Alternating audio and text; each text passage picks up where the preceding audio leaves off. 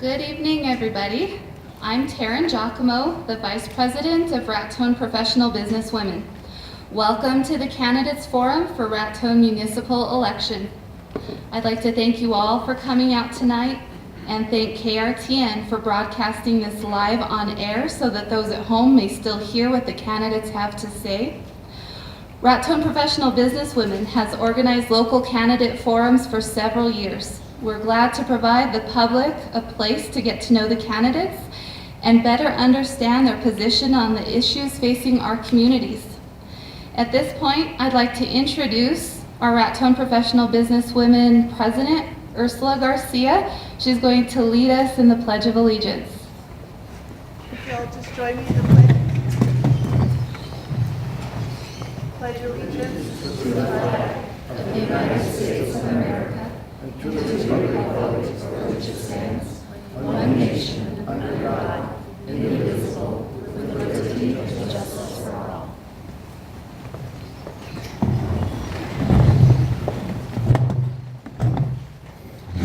Some of you may have turned questions in that you wish to ask the candidates already.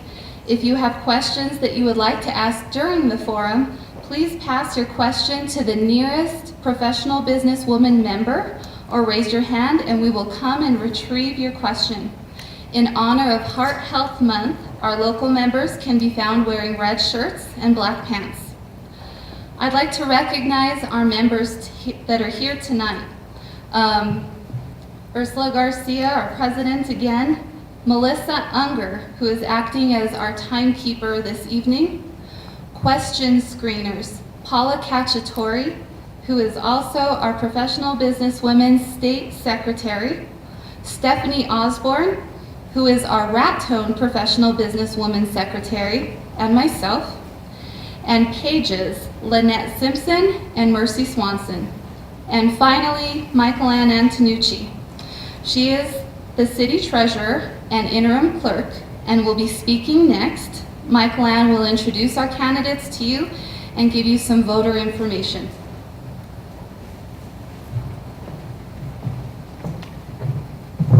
Thank you, Taryn. I would like to thank my fellow PBW members for hosting this forum. These forums are an important part of the election process, and it gives the voters an opportunity to learn more about the candidates and the questions on the ballot so that they can make an informed decision when they vote. It is my honor to introduce our candidates running for the municipal election. We have Lori Chatterley, Robert Beaudet, Dee Burks, and Ron Chavez. Roy Manfredi was unable to be with us this evening, and I just wanted to read a statement on his behalf. Mr. Manfredi would like to express his appreciation for the community's support in his uncontested bid for re-election for municipal judge. I'd also like to take this opportunity to let our voters know that Election Day is Tuesday, March 6th, and on that day the polls will be open from 7 a.m. to 7 p.m. The city has two consolidated precincts. It's the Parish Hall and the Convention Center. So if you're unsure which precinct, you can contact City Hall and we can look you up on our list and let you know so that you know the day of the election which precinct that you need to vote at. We do have sample ballots this evening. They're in the lobby if you didn't get a chance to pick one up. We also have pamphlets on the bond and the tax questions available as well. You can also pick those up at City Hall, the Arthur Johnson Memorial Library, the Raton Senior Center, and also we have information on the city's website. If you will not be here on Election Day, if you wish to vote early, we do have applications for absentee ballots, and those can be obtained by calling our office at City Hall. The deadline to issue an absentee ballot will be the Friday before the election, and so that's March 2nd, and no later than 5 p.m. The completed absentee ballots can be delivered by mail, in person by the voter casting the absentee ballot, or by a member of the voter's immediate family, or by the caregiver of the voter. And so if you have somebody returning that for you, they have until 7 p.m. the day of the election, and that would be returned to us at City Hall on March 6th. Voters can also vote early at City Hall right now until the Friday before the election, March 2nd. And you can just come into City Hall during our regular business hours, 8 to 5, Monday through Friday. With that, we do have Dan Campbell, the Raton Waterworks General Manager, here with us this evening. And he's going to provide some information to the voters on the 2 questions that you will see on the ballot regarding the supplemental gross receipts tax and the bond question. Thank you. Thank you, Michael Ann. Thanks to BPW and the KRTN for this opportunity to inform the Raton electorate and have that opportunity to have them knowledgeable of the issues that we are facing on this ballot. To address the water issue, there's a water supplemental gross receipts tax that's on the ballot and a bond proposition. Both of those go hand in hand together. These are not in addition to the 1 cent gross receipts tax, to where everybody understands what they're voting for, because the language on the ballot is required by state statute. It's actually the same language that was in place in 1982 when Raton passed it at that time, which was the issue that built the Cimarron pipeline. This actually will be to replace that. That tax will expire and those bonds will be paid off the last day of 2018. This tax at a reduced amount at 0.75%, which would actually show a supplemental gross receipts tax of 0.25% reduction starting January 1st, 2019. This would be to continue forward, would be projects like upgrading the Cimarron pipeline, a lot of the same projects that have taken place. That's the bonding portion of these that go together to where both of them have to pass for this to move forward, the same as in 1982. This would actually do things like upgrade that, work at the filter plant. We've got some aging infrastructure. Goat Hill and Scenic tanks are both 1946 tanks, to continue doing things like that and actually not have it be only your water rates. Currently, Raton's water rates are 30 to 35% below state average. This would actually turn around for capital improvements, would have this gross receipts tax similar to the 1 cent at a lesser rate at 0.75%, fund those projects in the future. Not the weekly operations of the utility, just for capital improvement projects. Similar to what actually provided the pipeline, the Cimarron pipeline, which has helped us through multiple drought years. In the 27 years I've been here, there's been times instead of a supplemental supply, it's been our only primary supply for 8 to 9 months out of the year. It also was quite instrumental in some of the efforts we had in place in 2011 when we had the track fire. It also was the funding that was in place in 1998, 99, when 2nd Street water lines were replaced throughout town. In 2015, when 1st Street water lines were replaced. It's provided the funds to do those capital projects to where they didn't come only out of rates, to where from a tourist standpoint or the traveling public that comes through and uses our services, when they're at line at McDonald's or anywhere else, help assist us with those types of projects as we have aging infrastructure. And at the same time, it's only fair because they are part of the reason we have to have an ample supply, is so they do have that. But this is not a tax increase, it's actually a decrease to where they will not be at the same time. One will end when the other one starts. Thank you.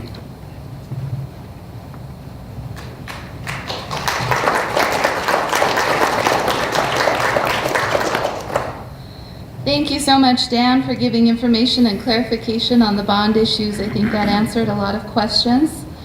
What I'd like to do now is just give everybody a brief overview of the standing rules for this evening's forum. We will have a moderator who will be asking the questions of the candidates. Our timekeeper will give a 30-second warning and will advise when the time has elapsed for the response. At this warning, the speaker should complete the sentence and discontinue speaking. The timekeeper will provide speakers with both audible and visual warning. Candidates will be allowed a 3-minute opening statement. Questions from the audience will be pre-screened for appropriateness and applicability to the office being sought. In response to a question, speakers will be allowed a 1.5-minute answer. Candidates will be allowed a 2-minute closing statement. The moderator will ask your questions, and a timekeeper will give the candidates a 30-second warning and notify them when their time is up. And let me just take the opportunity, let me just make sure that our candidates can see Melissa, third row back, right there in the center. She will give an audible warning if you cannot see the sign. She's made that pretty easy to spot there, I think, tonight. And for the audience, the opening and closing statements, the candidates did draw cards to determine their order prior to the forum. So this determines their speaker order for those statements. So now I'd like to hand it over and ask everyone to please help me welcome our moderator for this evening, Mary Ann Daly.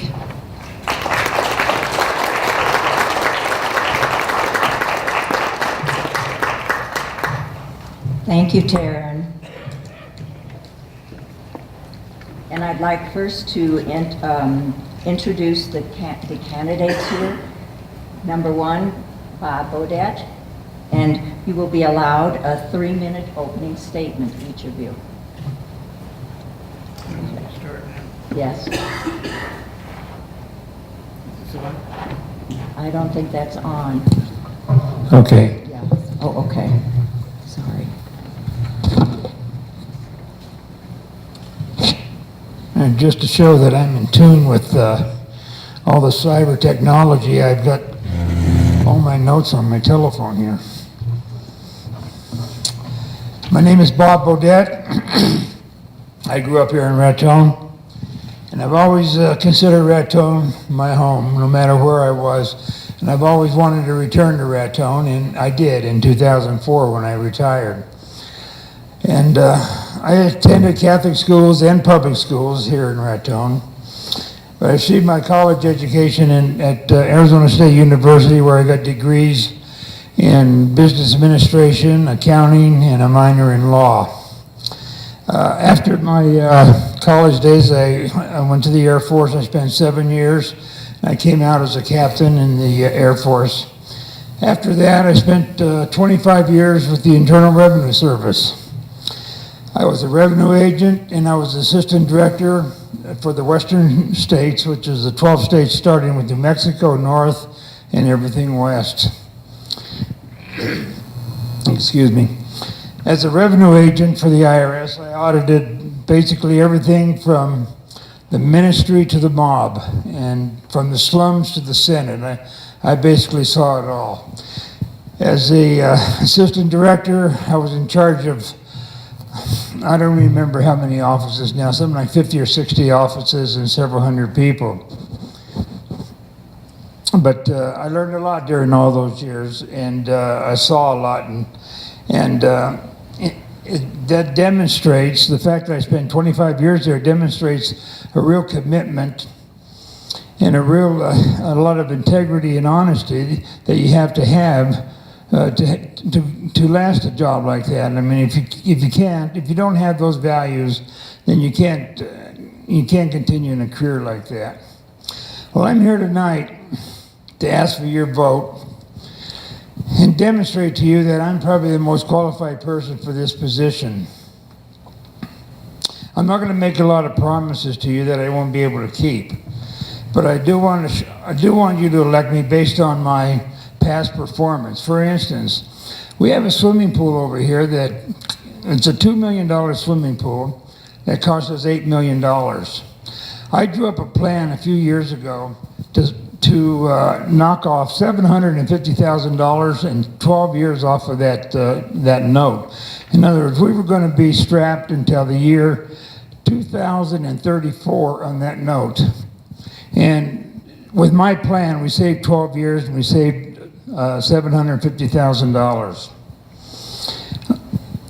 Also, later during that time, we had a runaway commission. And I filed a lawsuit against that commission myself because that commission had tried to invade the funds of Raton Public Service. I got 30 seconds. Is that 30 seconds? Time? That's 3 minutes? Okay, sorry. That went fast.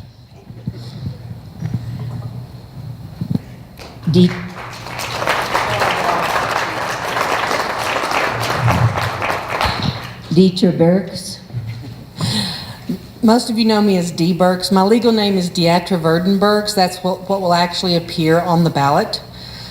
I would like to thank the Raton Professional Businesswomen and, of course, KRTN for allowing us to participate in this forum. To give just a little bit of background on myself, I have direct experience working with governmental budgets, policies, and procedures. I most recently worked for the state of New Mexico as a human resource director for a local agency. My municipal experience includes working for the city of Amarillo as training coordinator, overseeing the training for more than 2,300 employees in 60 departments. I relocated to Raton to be closer to family. I have aging parents and wanted to be closer. Since arriving, I have volunteered my time to help build a strong chamber of commerce and enhance economic development and tourism. As president of that organization, I facilitated the operational success of the Tourist Information Center, which has welcomed over 20,000 visitors to Raton since September of 2016. We're currently working toward attracting new business into Raton and helping them get established and be successful. My education includes a bachelor's degree in management from West Texas A&M University and an MBA from Wayland Baptist University. I'm currently a business owner and multi-published author. I believe my more than 30 years of experience in human resource, workforce development, and business ownership give me the tools to work together with current commissioners, city management, and staff to create positive outcomes for the citizens of Raton. I was raised in a town of 1,000 people, and I understand the difficulties that we face as a small rural community. I want to address the needs and concerns of the citizens of Raton quickly and effectively, while adding to the political stability of our current city commission. I will be available and visible within the community and easily accessible for citizens to air their concerns. The skills I bring to the table will allow me to communicate effectively and seek creative solutions to long-standing issues such as crime and lack of opportunity for our young people. We can't move forward until we address the current state of our workforce in Raton. I will put my skills to work for Raton as a city commissioner. My name will appear on the ballot as Deatra Verdenbergs, and I would like your vote for city commission.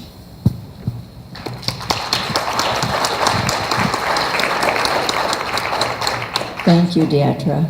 Ron Chavez.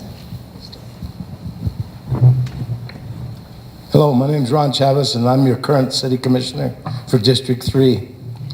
I just wanted to tell you that even though I'm running unopposed, please get out and vote, because a few years ago we had a local community nearby here that the mayor ran unopposed, and he didn't think it was right to vote for himself, and he lost the election. So if you guys at least go out and put a mark on my name. I currently think that the city commission that we have and the city government is one of the best that we've had in Raton in many years. I really do. I see a promising future on us. We've got a lot of momentum right now that is going on. We have new businesses that are coming in. We have prospective businesses.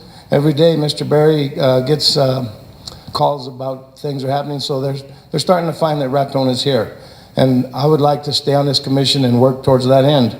For example, we've had, since I've been a commissioner and this commission has been, we've had 20 new businesses open in Raton.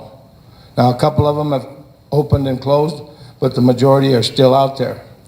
Also, I checked this morning and there's been 60 plus homes sold in the last year in Raton, and the majority of them have been to retirees, so they're finding our community. So I would like to ask you to get out there and vote, and we'll talk about the other issues that I have on my mind about the water later on. So thank you very much. Thank you, Ron. Lori Chatterley.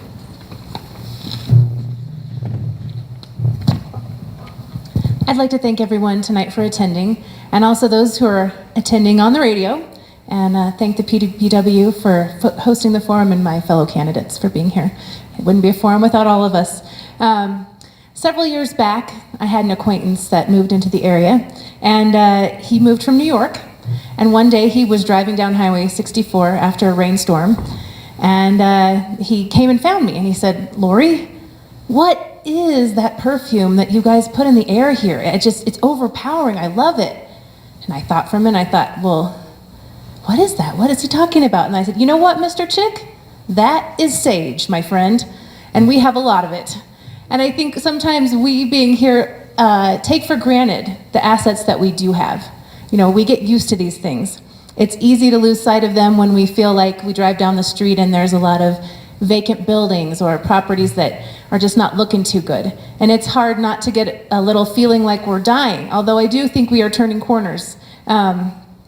We all choose to live in Raton for reasons, and we love it. We have lots of benefits here. We have scenic beauty, water, wonderful air, sunshine. We can see the stars. We have a great pace of life. We have arts and culture, including the amazing Schuler Theater. We're here right now. Such treasures. These are some of the many reasons why I chose to live in Colfax County for the last 17 years, or about 17 years, not completely and entirely, and then moved to Raton here in 2010. I just love the hometown heritage that we have. And as a mother of 3 children, they're there in the back, probably the youngest people here tonight, I have a vested interest in helping Raton adapt for a strong future. And that's why over the last several weeks, I've spent a lot of time setting up meetings and organizing and listening to people in our community. I've tried to meet with as many city department heads as possible, community group leaders, business owners, and other citizens, and spend a lot of time doing that. So I'm hearing a lot about our strengths and also about the challenges that we face. So what do I see as Raton's priority? 4 words: community and economic development. I think we need to strengthen and grow our revenue and continue with that relocation of business and people and tourism, and there's lots of different things with that.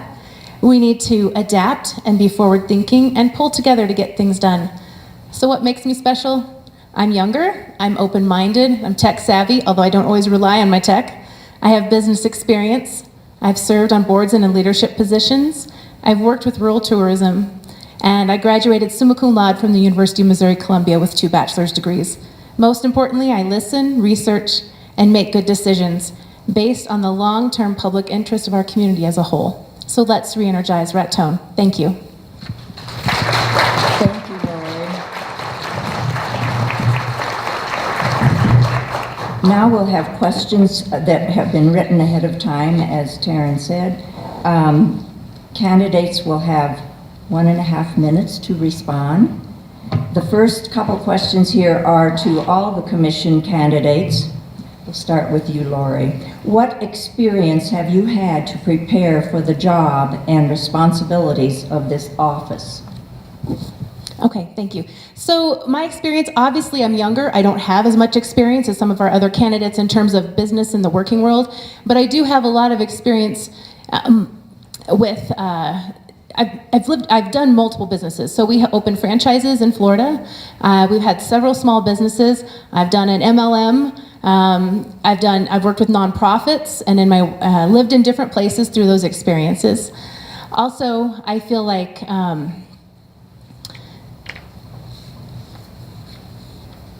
as we are moving forward and adapting, I feel like I have that youthful outlook, and that experience gives me a unique perspective in our community.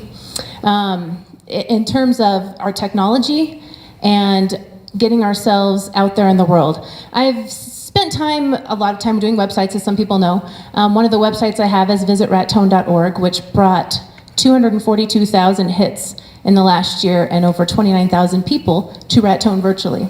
So I feel like those are different experiences I've had. I've also served in the Chamber of Commerce in Cimarron for 5 years on their board, and I was also their executive director, and spent a lot of time helping and drumming up tourism there. Thank you.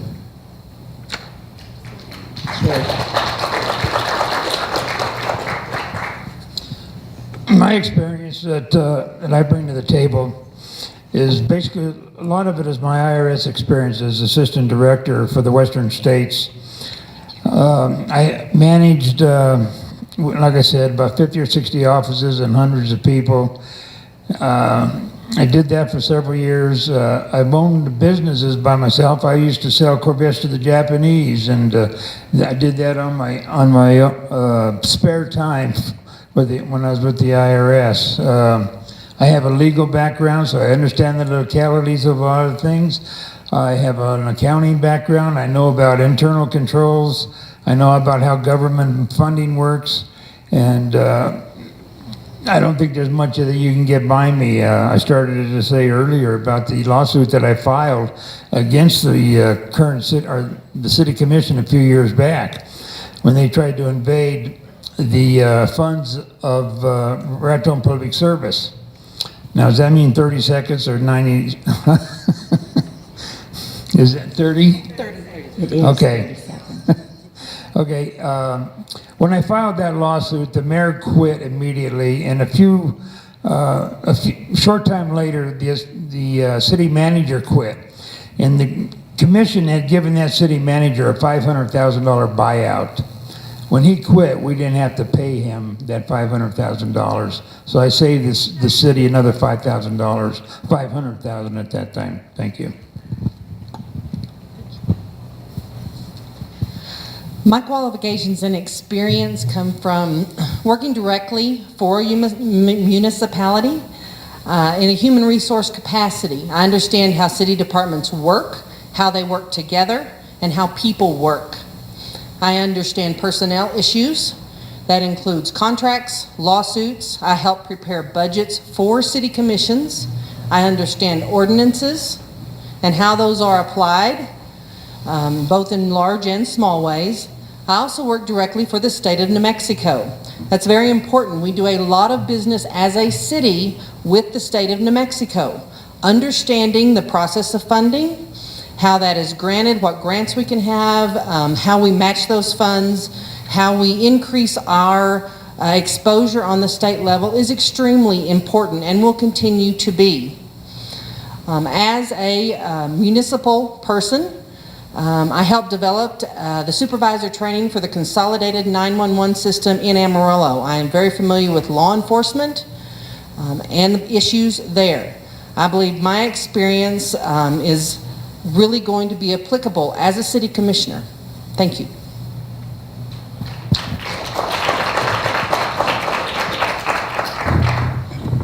I can't tell you that I have the experience.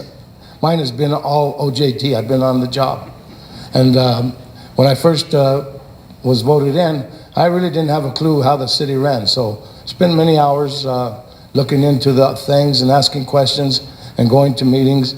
And that's the only thing that I have as regard to this question.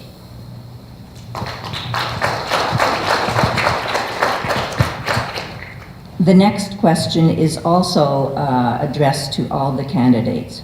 What do you hope to achieve during your term as elected official for City of Raton? Laura, do you want to begin again? Can we take turns beginning? Well, I think it'd be fair. Ron, do you want to start again? As your commissioner, I hope to achieve a lot of the things that are on the block right now. We have a lot of things on the horizon. You know, we got new businesses that are coming in. We have new inquiries.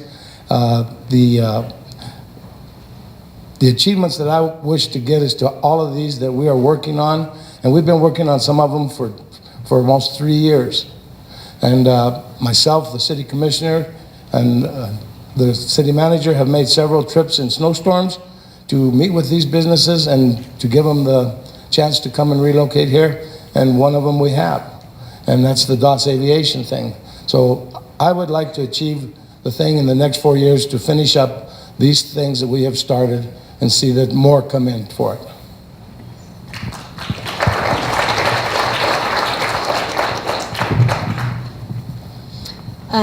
Very much like our OJT candidate, I would like to see a lot of the positive momentum that the commission currently has continue.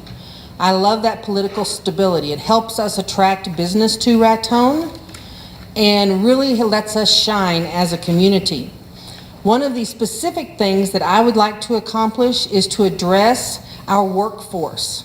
I have direct experience building a workforce. I developed plans, retention plans, and employment plans specifically for Raton when I worked for the state agency. I would like to put that experience to work on the city level so we can develop and grow a strong workforce to help us attract even more businesses to this area. The lack of workforce inhibits us in many, many ways, and I want to see that addressed, but it is a complex issue. Therefore, I feel like my experience with that issue will be very, very helpful for the future of Raton. Thank you.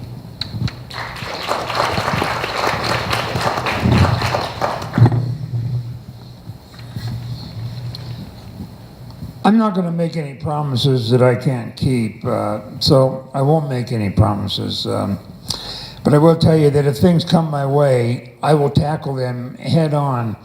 And I'll tell you one thing that I've already started. When I heard that Kmart was closing, I thought of an idea to build a DNA forensic lab right here in Raton, and there's no reason why we can't. And I've already started on that process. I called Paul Modridge, and I asked him if he would join me in this endeavor. And of course, as you all know, Paul Modridge won the Nobel Prize for his studies in DNA just last year. And he said he would, and so we're going to move forward on this thing. We got a hospital out here sitting empty, which would be a perfect place for a lab, and there is grant money available, so we're going to move forward with that.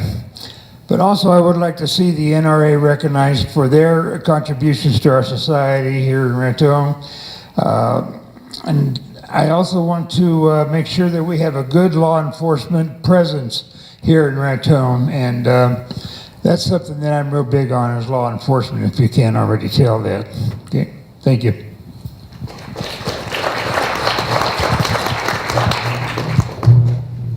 There are a couple things that I'd like to see happen. All of them relate to economic development and community development.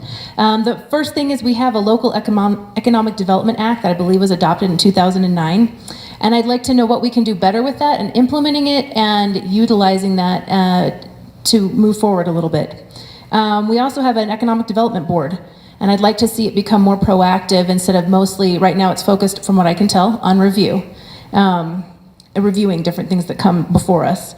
I'd also like us to look at the economic development plan that was supposedly adopted in 2015 that we're not really using, and perhaps make something new that has more targeted, measurable, actionable goals. I'd love to see the branding get accomplished. I know that there are some things in the works with that, and I really would like to be supportive of that process. I think that's extremely important. There's been talk of maybe strategically planning our lodgers tax funds, and I think that also would be something that I would definitely support. And I feel like with the events that we have, we could use some feedback, not only from people attending the events, but also from our business owners. What can we do better to support them and make things more successful? I also would like to see us get online with payments and whatnot. I'd like to get behind this this possibility of this vacant building ordinance and support and implement the new city strategic plan that's very focused on departments, and it's I believe they call it performance excellence. So I'd like to get behind these different things and see us move forward in these ways. Thank you. Thank you. This question is addressed to Commissioner Chavez. What are your thoughts on the two bond questions regarding the water gross receipts tax? The gross receipts tax has been in place for the past 40 years, and it's provided the clean water and the infrastructure that we needed for that. I am totally in favor of this, and I would urge everybody out in this that's in our community to vote yes on both of those issues. It's imperative. This could be the biggest election we've had in the last 40 years.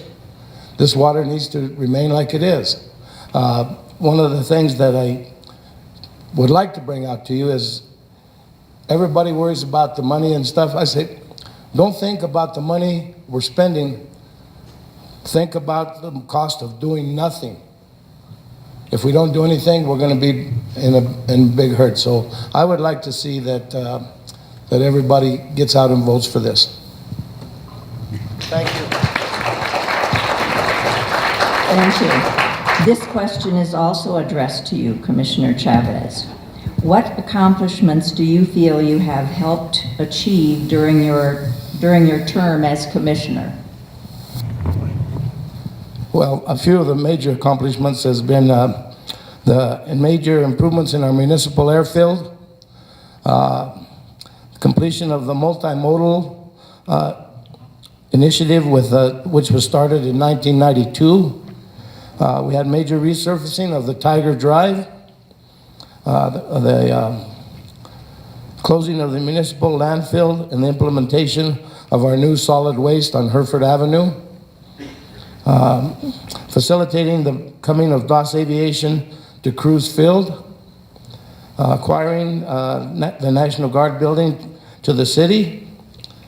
And one thing that we've had, and this is really something that I feel is great, we had the first completely clean, unmodified audit with our city in the past 12 years. In fact, the auditors stated to us that this was probably one of the best audits that they've ever seen.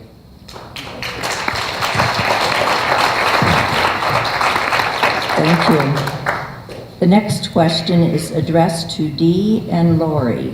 What ideas and experience would you bring to this position? Dee, do you want to begin? Sure. Well, clearly I have a great deal of municipal experience as well as state of New Mexico experience, but more importantly, I have a lot of people experience. We can talk about a lot of ideas, but the bottom line is it comes down to people. I see us as Raton moving forward by communicating better. One of the things that I've worked very hard on since I've been here is moving forward in a positive direction, working with other agencies, working with other nonprofit groups to try and move Raton forward in a very positive direction. We're seeing direct results from that. Our visitor center, which runs wonderfully, that is mostly due to our incredible volunteers, but that visitor center is now one of the best in the state. We have people contacting us to ask, how do we get ours to run that way? How do we get more people into our community as Raton is doing? Our numbers are increasing month over month, and that is something I anticipate will continue. These sorts of ideas will move Raton forward, but only if we all work together, and I am very focused on working with current commission and us all working together in one good, solid direction. Thank you. Thank you. The next question is addressed to all the commissioners. I'm sorry. Go ahead, Lori. So I think it's a good point that if we don't grow leaders, how can we have leaders? Our commission is good, and I agree that we're doing a good job. I also agree that we have a little bit of an older commission, and people seem to think that just because you're retired, then you can serve on commission, and I don't believe that. I'm hoping to inspire other younger people to get out and be a part of the commission and be a part of the decision-making in the city, because I think that that's also important. And without that experience, I think you can learn a lot. I've already learned a lot in the last month, like I said, with the different places I've met with people, and I don't think I have to have all the ideas. I think that ideas are out there in our community, and that people out there have wonderful experiences, ideas, and suggestions, and what we have to do is sort through a lot of those and figure out which are gonna work, and also help people communicate to each other a little better. We have some powerful organizations in this community that are doing a lot of good already, and I don't think we all know exactly what they're up to sometimes, but they do try to get the word out, and I think we've heard this before. It doesn't, you say it on the radio, it's here and there, but people still somehow don't know. So I think I would love to see better communication between our groups. I'd love to see a focused effort in tourism where we do things to move people from any town where people get off the interstate into downtown. That's really important to me. But like I said, most of all, I think I can offer the experience of listening very well, and researching, and making good decisions. Thank you, Laura. The next question is, what is your vision for the future of Raton? At the same time, I'll read the second question on this one. What is the single most important item you would like to get done in your time in office?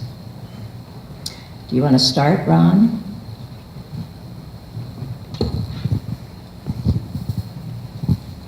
As I stated earlier, I think one of the most important things I would like to see come to fruition would be the DOS Aviation. When we first heard about DOS Aviation, we went up to Pueblo and we went to their facility. They employ 300 plus people from Pueblo. They have a complete big facility, but they ran out of air. They ran out of airspace.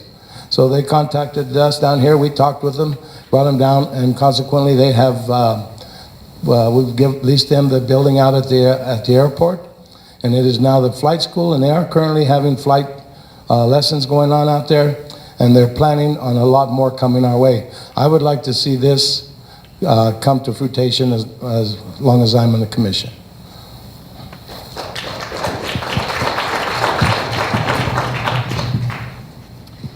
As I already talked about a little bit, one of my biggest concerns is workforce. We hear all the time about how young Ratonians are leaving because there is no opportunity here. My personal opinion is that we all have to take responsibility to make room for those young Ratonians. That's something actually just in the last 2 weeks we did at the Chamber of Commerce. We hired a local Ratonian, a young millennial with a young family. The goals there are to increase their skill set so they can stay in Raton. They can make a living here, they can grow their families here. 10 or 15 years from now, those will be the people up here talking about their vision for Raton.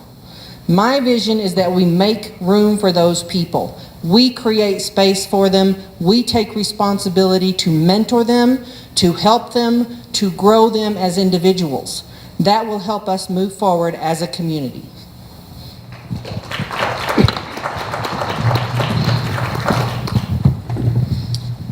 Well, my vision for Raton,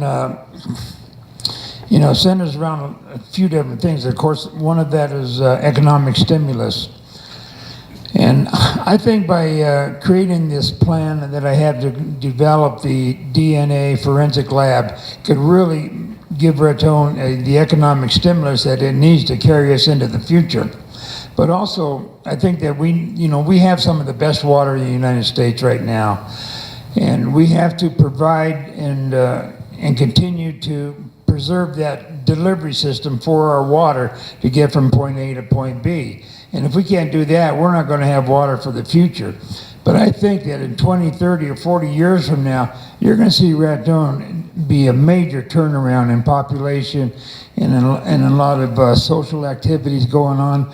Maybe not like it was in the 50s, but it will be back, and water is going to bring us back. And I do believe that something like the DNA forensic lab is really an economic stimulus that is going to help us a tremendous amount. So we're going to shoot for those two items. Thank you.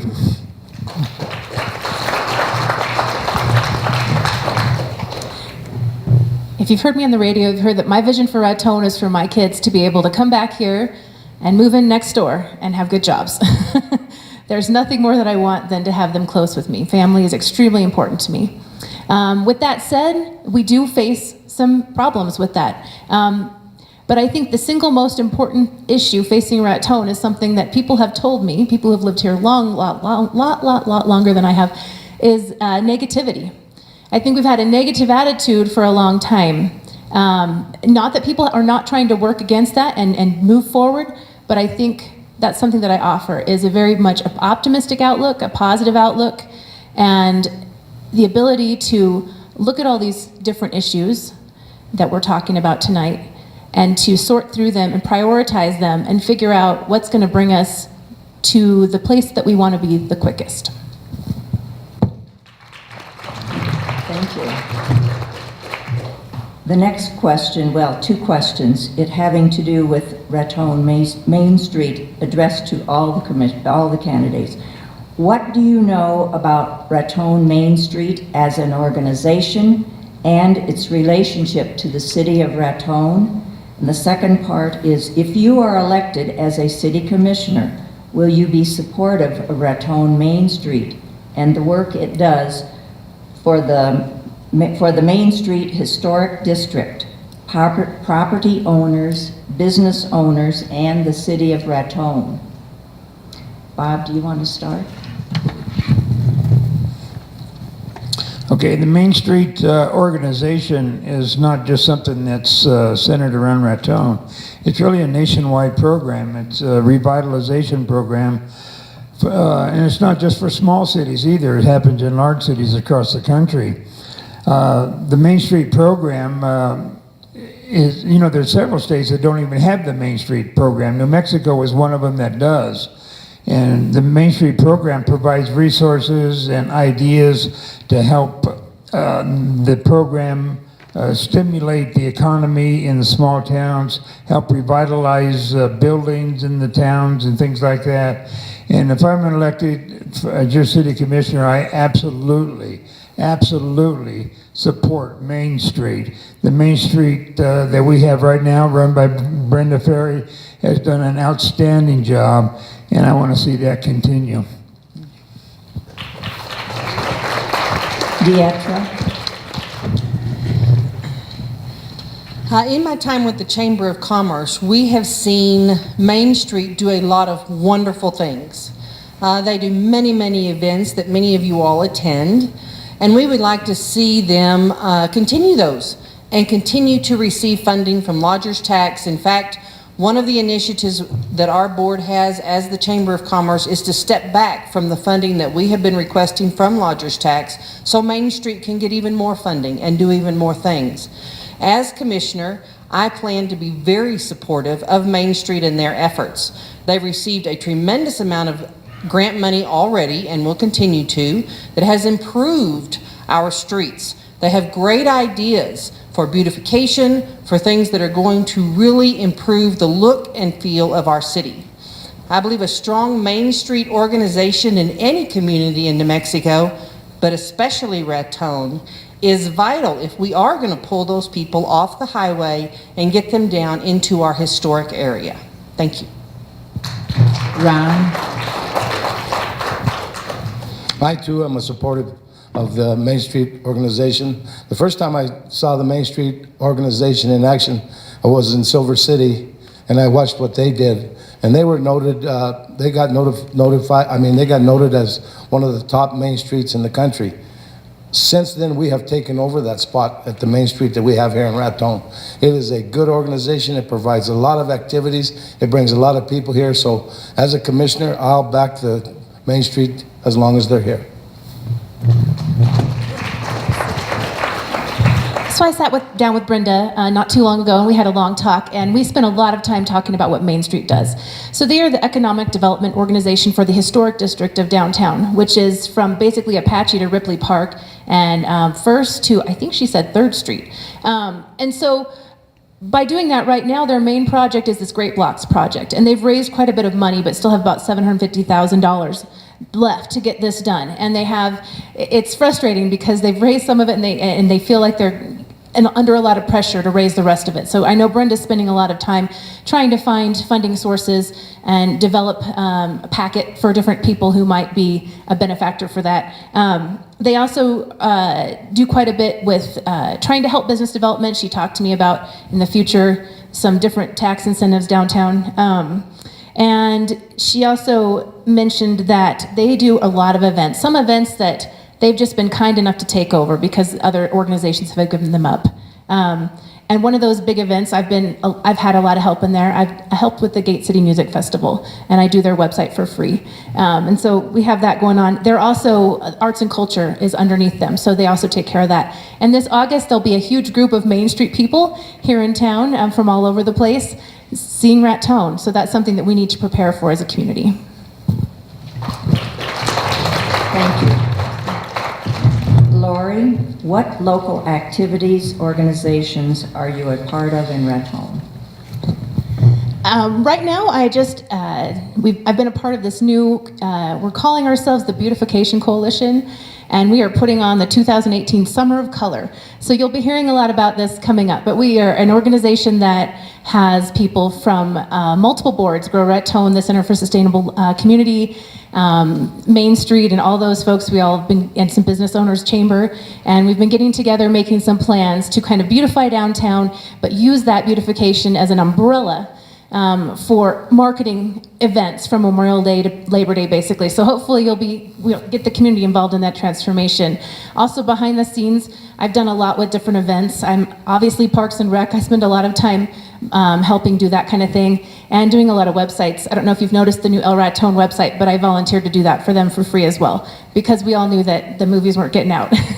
And that's something silly and small, but at the same time, it's a big deal to us here in this town to know what's going on. There's been lots of other things that I've been involved in. Just obviously I have kids, so I'm all over town doing all kinds of activities. Spent some time on this stage, and coming up in April, my family and I and a couple other folks, some of them are here, are going to be in a melodrama together, so hopefully you can come catch that. It'll be a lot of fun. So I support all those different organizations and spend as much time as I can in the community, going to events and doing things with my family. Thank you, Lori. This question is addressed to Bob. What would be the time frame to bring the development of a DNA forensic lab and a workforce to staff it? That's a good question, and it's not one that I can answer right off. That's not an easy thing to do. I mean, we're just in the beginning stages of this. We're getting grant money for it to do the whole thing, and it's going to take several $1 million, especially if we have to refurbish the hospital that we've got out here, which is probably what we'll have to do. But because we have the hospital out there, that's going to save us a lot of time and maybe a year or two anyway. And basically all we have to do then is just staff it and get people to come here. And this program can bring 20 to 30 professional jobs to Raton. And that's just professional jobs plus a bunch of technical jobs. But as far as a time frame, that is really difficult to answer. I mean, it's like putting up a building and say, when's it going to be ready? Are we there, Daddy? Are we there yet? You know, that kind of question. I just can't answer that, and I don't know if anybody can. But I'm going to just say 2 to 3 years, and that's just a wild guess. Okay, thank you, Bob. And the next question is also for you. Can you clarify how you assisted with the Runaway Commission? I'm sorry. Can you clarify how you assisted with the Runaway Commission? Several years ago, we had a Runaway Commission, and if anybody here was here at that time, they know pretty much what we're talking about. They tried to invade the funds of Raton Public Service to get into their reserve, the Raton Public Service Reserve. The people, we drew up petitions, and we brought to the city commission one night 1,500 signatures to make them stop, and they did stop finally. And then when they sued RPS, if you can believe it. The Raton City Commission sued its own entity, wasted over $100,000 of our money, but something more like $130,000 or $40,000 of our money. We were just beside ourselves. So I took it upon myself to sue the Raton City Commission at that time. I spent over 200 hours drawing up that lawsuit. You know, you don't just go in and file a lawsuit. You got to prepare it and everything, and it was 20 or 30 pages long. I spent 200 hours doing it, and as soon as I did file it, the mayor resigned. After the mayor resigned, the city commissioner resigned shortly after that, and we didn't have to pay him that $500,000. Things started to return back to normal shortly after that, and thank you. And I think we're pretty much back to normal today. Thank you. Thank you, Bob. The next question is addressed to Ron. Are you aware of the erosion along the side of Tiger Drive? If not, how should I, as a citizen of Raton, bring this to the attention of the proper authorities to handle the problem? Yeah, I'm not aware of the erosion there. I do travel the city around once a month and check the alleys, check all the stuff. I'm not aware of the erosion that they're talking about, but I tell you that we have a city manager that will, if you bring it to the city, he'll pass it off to the works department, and it will be taken care of. It may not be taken care of in the instant that you want it, but I promise you it will be taken care of. Thank you, Ron. The next question is addressed to all the candidates. How will the city support Raton Public Schools? Bob, would you begin, please? Oh, that's a tough one. You know, education, of course, is vital to a community. There's no question about it. You know, Diana Sanchez has a campaign that goes every year to help the teachers in our community. I contribute to it every year. I get pencils and papers and cash and whatever I can to help the teachers. But the city itself should have some means to support the teachers who you don't get paid very well in the first place, and it makes it tough for them to do their jobs when they have to supply their own supplies to teachers to teach a school. But anything that the city can do and will do, and I'm not aware of any requests from the schools directly to the city for support, but I'm sure there must be some. But absolutely, I've always been high on education. Ever since I was this high, my parents told me that you were going to college. You know, it doesn't matter how dumb you really are, you're still going to college. So I grew up with that attitude, and I still believe in education big time, big time. Thank you. Dietra? Hi, I'm really glad I got this question, actually. I was in a meeting recently with our retired public educators. I am also a strong supporter of public education. All of my children went to public education. I believe that there are some issues with the city supporting the schools. There are specific ways the school is funded. However, as city leaders, we should be supporting our teachers. We should be in the schools helping mentor those students. We should do what we can on the ground immediately.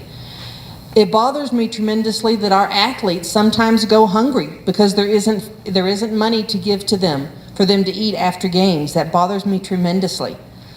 Those sorts of things need to be addressed on a one-on-one basis to raise funding for the teachers, obviously, but also for these other little items. We are going to have to take personal responsibility. I hate the fact that for a school such as ours, when we try to be financially and fiscally responsible, the state will come in and sweep those funds. I believe there has to be change on the public education level at the state level. And as a commissioner, I would like to work toward that. Thank you. Ron? I wasn't a very good student, as a lot of you know. I think I passed with a real high D average, but I am a proponent of the education. Unfortunately, since I've been a commissioner, I found out that you can't just wish things done like that. You have to go down to the state legislature and you have to be in their face as much as you can. They're the ones that took the funding away from the schools. It wasn't the city, but the city needs to support all those activities, and you need to be in their face down there to make sure that our education system gets the fair just of everybody else.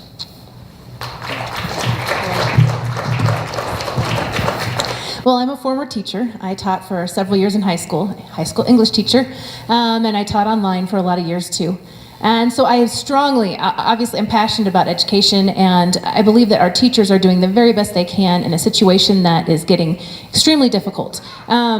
In terms of us as a city, I think we're somewhat limited on a day-to-day basis, although I do think that we have different MOUs for use of the fields and whatnot, and actual land and structure kind of things that we can be working on the schools with and making that a favorable relationship. We can have more recognition. One thing I was brainstorming about is having lunches once in a while as a commissioner at the high school and just talking with the kids and getting to know them a little bit better. I obviously know a lot of kids because of my kids, but even though we do homeschool, we spend a lot of time in activities. So, and as Commissioner Chavez was saying, I'm looking forward to the opportunity of being able to go down to Santa Fe, and I think that's a doable thing that we can do as commissioners is lobby for our schools and that funding. Thank you. The next question is addressed to all candidates. How would you address the drug problem in Raton? Bob? That's another tough question, and I'm a big proponent of law enforcement, absolutely. I want to make sure that our police force has all the tools necessary and that we can provide. Whatever it takes to solve crimes, we want to give them those tools. I also want to make sure that the assistant DAs who come to Raton are comfortable in what they're doing and that they need for nothing. If they need something for their offices, for their homes, whatever we can do to make them comfortable here in Raton. We have had a lot of good DAs come to Raton, and they go through a lot of cases real fast, and they do a great job, but they don't stay here. I would really like to see them stay here, and I want the city to provide for their welfare as well. And I think that just we can get the courts also to exhibit a strong law enforcement attitude, and that's what it takes. I mean, I don't think, Raton is no different than any other small city in the country. There's drugs all over this country, and we're not going to solve the problem, but we can at least make an effort to have a real strong police enforcement attitude in this in our town.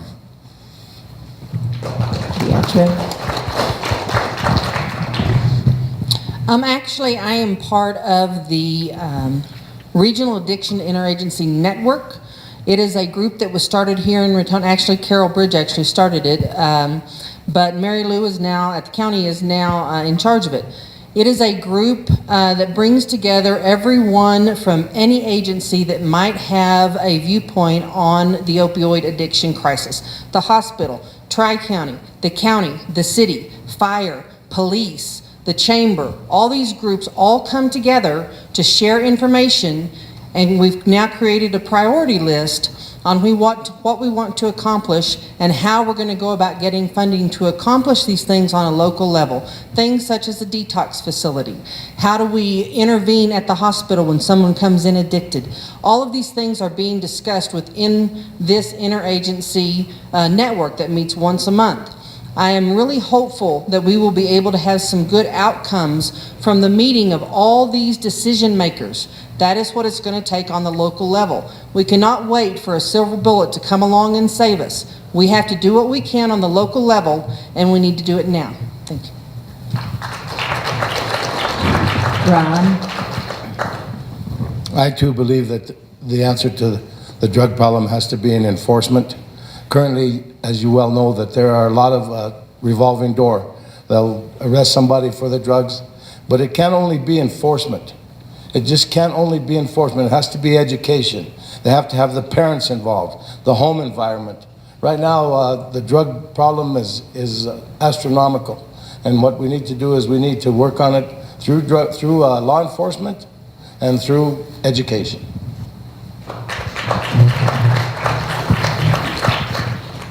So one thing that I've been told is that we have a problem when it comes to drugs because our police department arrests them, tries to take them to jail. The jail doesn't want them because they're out of their minds. The hospital doesn't want them because they can't handle it. And so we have this element here of behavioral health that we need to strengthen and grow to address this problem. And it is a nation, especially the opioid crisis, is a nationwide crisis and is, causing all kinds of deaths and wreaking havoc upon people and their lives and their families. And so behavioral health to me is a huge component of that. With that said, our police department, we need to support them as much as we can. I was talking to Scott the other day about that, and we were talking how for every 3 officers that are hired, we're only going to be able to have 1 that actually makes a cop, because it's not an easy job. It's not easily mentally with the things that they deal with and see. It's not easy on a day-to-day basis. Their shifts are long, and they're trying to do a lot of work with a high turnover rate. I am optimistic about the prospects we have for prosecution going on with the new changes at the DA's office, and I'm hoping that is going to help set a tone for Raton that we are hard on drugs. Thank you, Lori. The next question is for Dee. You keep mentioning your work for the state of New Mexico. How long did you work at Miners Colfax Medical Center, which is the state of New Mexico? Yes, I did work for the hospital here in Raton. I worked for the hospital for less than a year. I now own my own business here in Raton. The experience working for the hospital was really valuable to me. Understanding the opioid crisis really starts in the medical community, and it was very, very helpful. My family, most of them are in the medical community in some way. My father, a few years ago, retired from Holy Cross in Taos, so we have a long-standing commitment to improving the lives of people. My oldest daughter is a nurse, my youngest daughter is a social worker, and so we're really committed as a family to what medical help and intervention can be brought to a community. Our hospital has limitations. It's a very small hospital, but it gives really good quality care. We do have a behavioral health crisis in New Mexico. That's not going to be cured by our local hospital. Again, that has to be cured at the state level. It has to become a priority, and I would like to see that become a priority for our state, but it's only going to happen if we go down to Santa Fe and insist they make it a priority.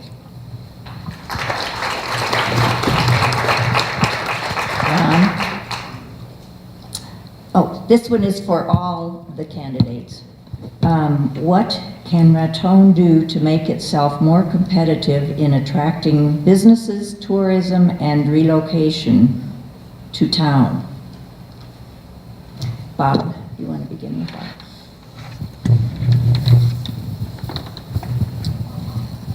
I get all the tough questions. And that is a tough one, but, I've thought about this before. And basically advertising goes a long way toward bringing people to town. There's a lot of you know, I spend a lot of my winters in Arizona. There's this one corner at 44th Street in Indian School, and if you're stopped there at 5 o'clock in the afternoon on July 15th and it's 118 degrees, there's a big billboard up there, and I've always visualized that billboard and saying, Raton, New Mexico, 10 hours away, 75 degrees right now.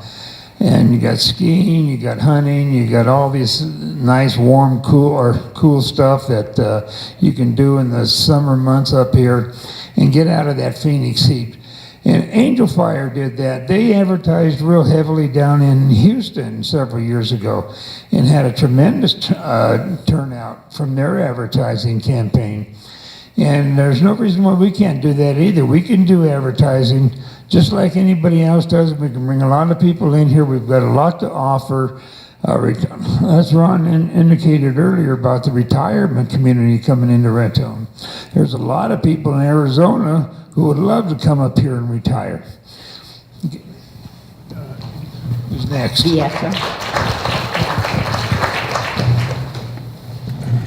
Actually, the Chamber of Commerce is currently working on our new visitor information guide. That is something we hand out to 20,000 visitors. We talk with them one-on-one as they come through Raton.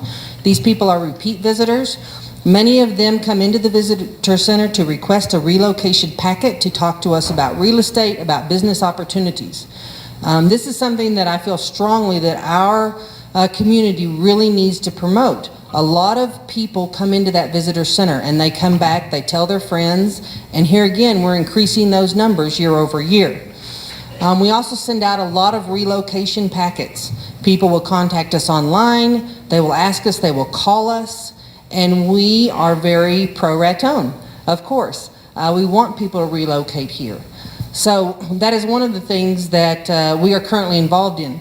The other thing is I would like us to see this community be as business friendly as possible. That we work with businesses who are interested in our town. We take them by the hand. It's not easy always to do business in New Mexico. We walk them through the steps and we serve as a business incubator to help make them successful. Ron? I too believe that we should market our community by advertising, but also we need to keep the process that we're currently doing with our city workforce. That we need to clean up the town, make it presentable, so that anybody coming in can see that we care about our community. Like they've said before, that the people that come here, they like it here. And we just need to get a chance to keep them here.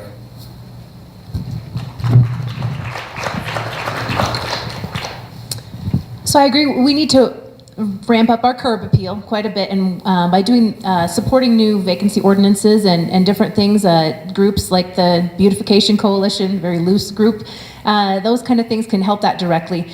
But we can also use what we have to make what we need, and part of that is using the wonderful assets that we have around us, with, like I talked about in the beginning, our air, our water, our scenery. And I think that attracts a lot of people here, and I think people are also attracted to our pace of life. The Center for Sustainable Living is working on this Google campaign and is doing specific target pages for relocation for our different groups, because that's usually how people, a lot of times when they're going to relocate, they get online and they check it out first. And so they're marketing to young millennials who need affordable small town living, who are looking for a community that's wanting to become more sustainable. And they're also targeting active living, adult retirement kind of things, which that's mostly the people that I've talked to. A lot of them are looking to retire here.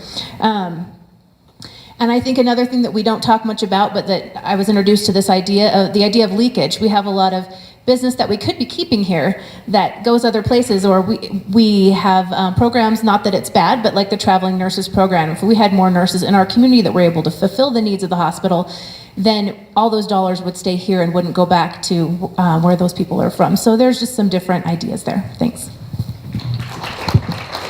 Thank you, Lori. The next question is addressed to Ron and Bob. We had heard the old hospital was going to be renovated into an inpatient psychiatric hospital. Is that still being worked on? Bob, do you want to start? You know, I haven't heard anything about that lately, and I asked the same question. But if it is being, I know it's not being renovated. I drove by there yesterday, and nothing is being done to the hospital at this point in time. It is empty as can be, and it's all boarded up. If nobody is going to use it, then my idea with the DNA forensic lab fits perfectly out there. So I haven't talked with anybody that has been on that committee to build that behavioral lab. So if there's anybody here that could help us with that question, I mean, I'd be glad to learn that myself. Ron? The behavioral health unit is not dead. It is still under consideration. To begin with, the only behavioral health unit that is available now is we have to send somebody for rehab, then we send them to Tulsa or to Las Cruces. But the monies that we originally had tried to get would come out of the Miners Trust Fund of the Miners Hospital. They would renovate that, the old hospital out there, and they would make it into a rehabilitation. It would also have rehabilitation for several miners, but it is not a dead issue at this time. It just takes a lot of time. Thank you.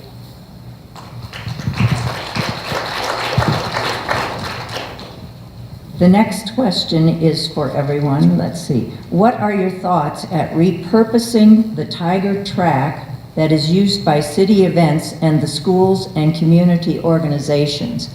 And by the way, before this question is answered, if you have any more questions, please write them out and contact one of the members to get them up here. Thank you. So you can, I'm sorry, Bob, do you want to start with that on the Tiger track? Okay, the Tiger track. Now, you're talking about the track at the football field?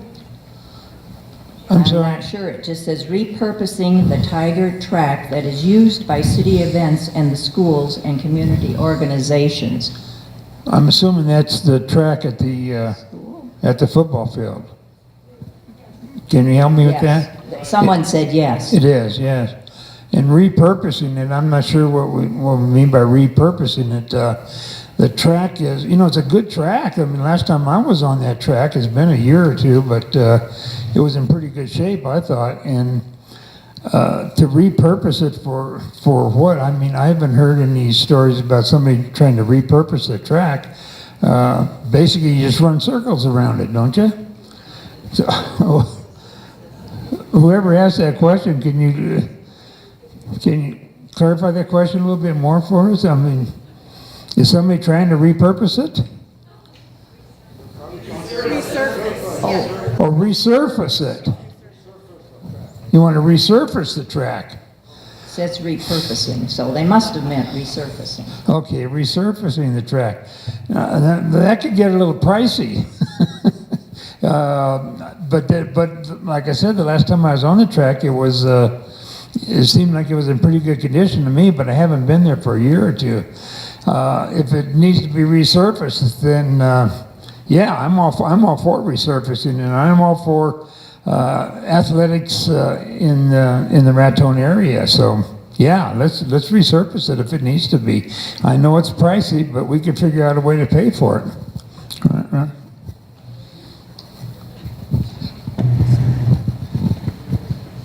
Actually, our track is in pretty bad shape right now. It's very difficult for runners or walkers if you've been out there. When we look at quality of life and attracting people to Raton, having a good place where they can go and feel safe, and yes, go round and round, but many people like that. And that track, I think, could be put to good use. It could add to our quality of life. Now, the thing there is the funding. Where do we get the funding? That is something that I would like to look into as a city commissioner, is look into where do we get that funding. Everything that we want to do, such as resurfacing the track, fixing Tiger Drive, any of those things, they require funding. That's why these things are usually not quick fixes. We have to go out and find that funding, whether it's from the state, whether it's some kind of matching money, whether it's getting a grant. That takes time, but I'm willing to invest that time so we can have things like this track that is resurfaced and able to be used by our community and everybody who lives here.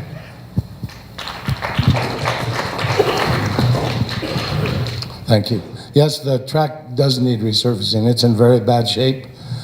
In fact, running the track meets and stuff, it is pretty dangerous for some of our athletes. And I too would like to look into a way that we can resurface that track. So from what I understand, we're not able to hold track meets here because of the condition of our track.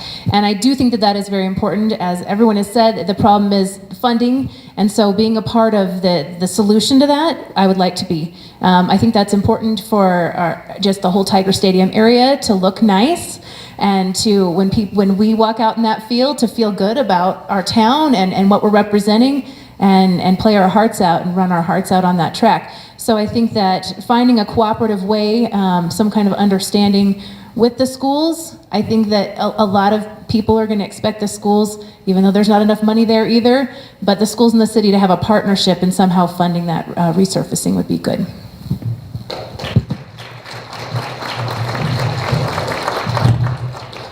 The next question is for all candidates. If New Mexico legalizes marijuana, in your opinion, how should the city of Raton respond?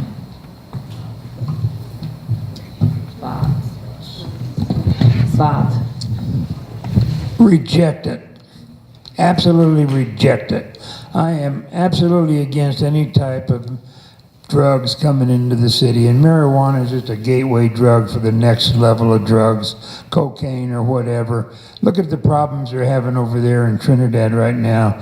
I understand that the city of Trinidad made $800,000 last year or the year before on drug sales, and all of that money went to hiring new district attorneys and policemen and whatnot, dogs and all that stuff. And you know, if New Mexico does, I guess, you know, we'll just have to deal with it at that time. But absolutely, I'm just 100% against any type of legalization of drugs in our community, period.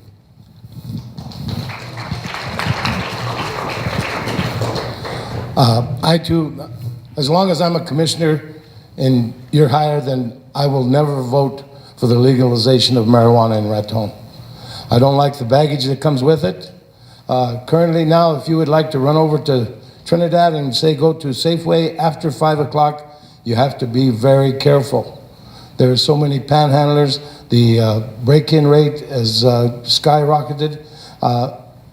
If it comes to the legislature, and it's come the last year, it didn't come up this year yet, and I don't know if it will happen, but if it does come to the legislature and they leave it to the discretion of the community, I'll tell you, I'll never vote for it. I just do not like the baggage that comes with it.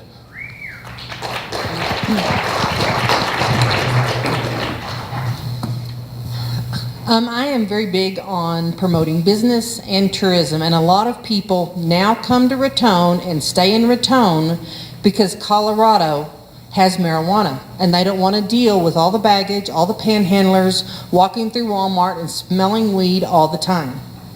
I really think that we have a good, wonderful quality of life.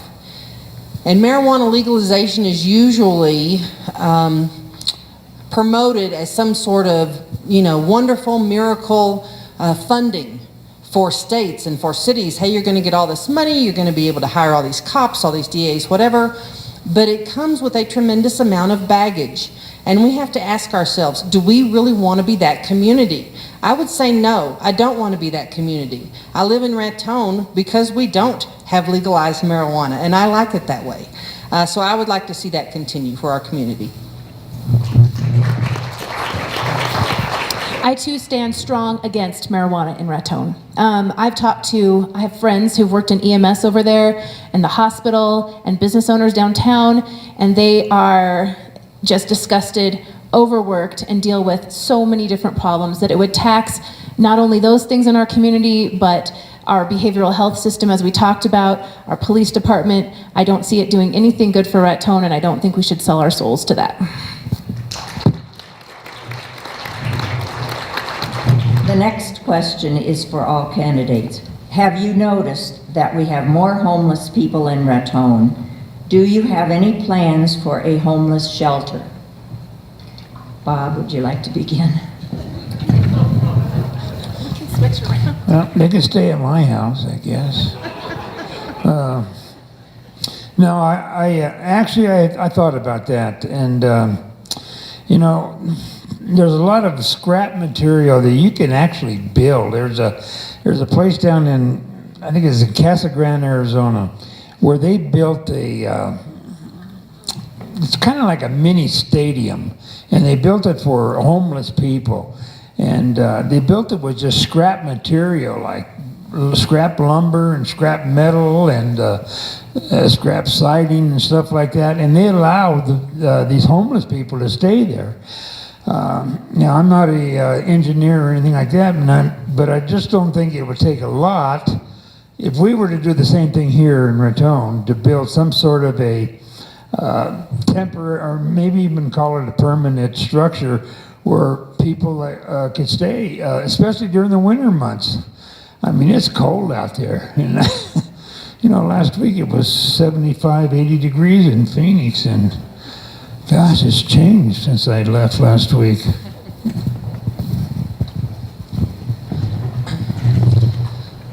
Well, being down at the visitor center a lot, we deal with a lot of transient population. I think there's a distinction between homeless people and transient population. A lot of the transient population and the uptick we have seen there has been people coming in and out of Colorado because of drugs.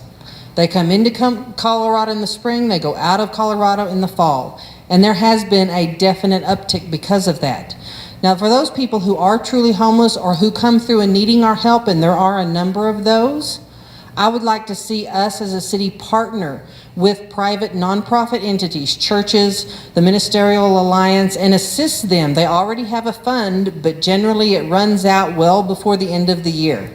And this fund is used to buy bus tickets for people, maybe a little bit of food if they can't get food here in town, various items like that. They're very small ticket items, but they matter. And they do help this population.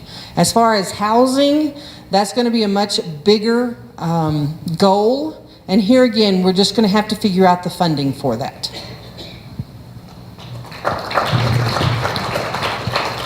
Ron? True homeless people, they do need a helping hand. You know, for so many years, everybody needs a hand up once in a while, but there are a lot of that need a hand out, and that I'm against, because the other day there was a homeless guy on the corner that had a sign right at Super Safe, said, "I will work for food." I told him, "Get in the back of the truck and we'll go and you can do some yard work and I'll feed you and give you some cash." He said, "I got to catch a bus." So he wasn't willing to do that. It is a problem, like she said, transients, move them on. That's what I feel. Homeless people that really need the help, then like she said, you can go through the churches. But as far as the city taking on that responsibility right at the moment, we would have to come up with some serious funding for that. So as part of our family's leadership in our church, we get a lot of these phone calls. We're not part of the Raton Ministerial Alliance, but we support it and give them some financial assistance on behalf of our church. And so we get all kinds of, I don't think these people that we're getting calls from are truly homeless.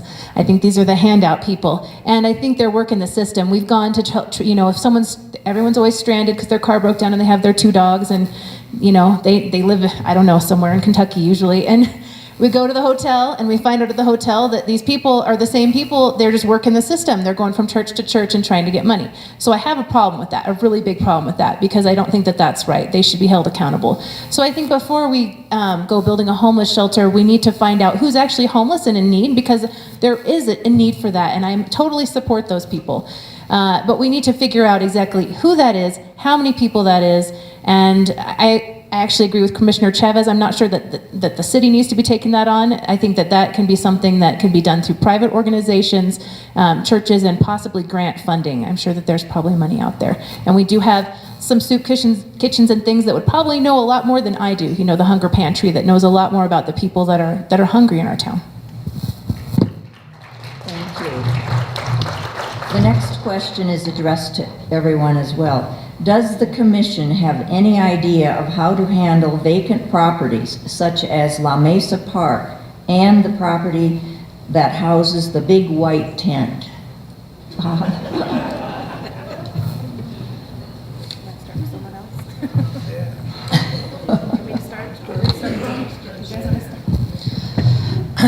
Well, as most of you know, the property included in La Mesa Park and the big white tent that was supposed to be a racino isn't actually vacant property. It is, but it isn't. There is tied up in legal issues. I personally would like to see the ordinance that granted that property nullified. I would like to ask our state attorney general to go get that property back for Raton. I know the person that has currently owns that property, has tried to tie that property up with various liens and putting it into his own LLC. If the state attorney general was able to get that property back on the grounds that the transfer of that property was unconstitutional, all of that goes away and we get that property back. And we can use that for the good of Raton. And I personally would love to see that happen.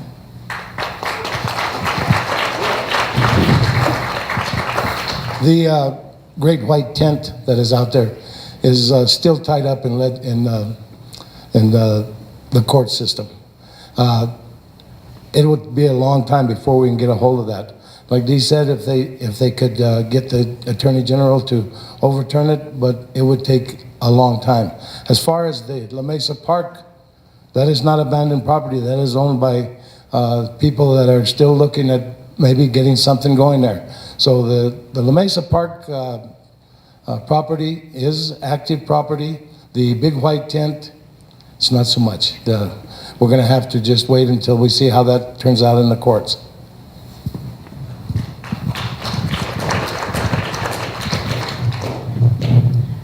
So I've heard the same thing, that there's some legal issues going on there, especially with the big white tent, and that I've heard people say that we need to get to,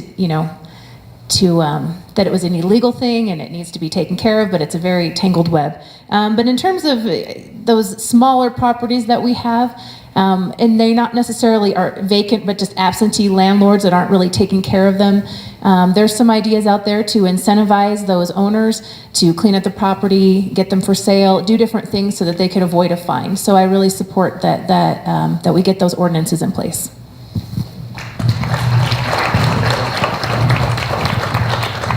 Now, I read that contract about the big white tent a while back. When it was going on, it appeared to me that property is gone.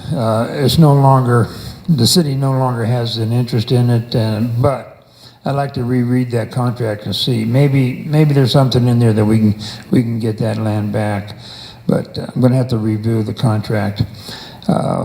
As far as other properties around town, yeah, there's a lot of vacant properties, and actually what I'd like to do is give them away. Invite people up, like the Oklahoma Land Rush, just put an ad in the paper and say, hey, free properties, come and get them. But I'm serious about it. Just let people have those abandoned properties. I mean, what good are they doing us just sitting around and we have to pay thousands of dollars to tear them down? We can give it to somebody and let them fix them up.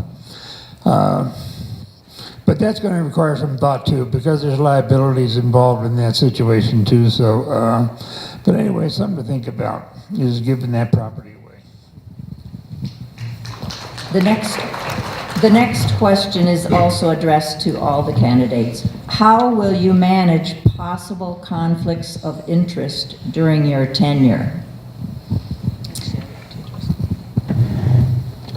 Well, as many of you know, I am currently the president of the Chamber of Commerce. What the board did was, in order to allow me to run, we have an agreement that should there be a conflict of interest, that I would step down as the president and step down from the board if need be. I'm willing to do that because I feel like being able to help the city on the commission level is much more important, and I have absolute confidence in the board we have now that they would be able to continue on with no problem. We have wonderful people in place, and I feel like that would be a great solution for us should it become necessary.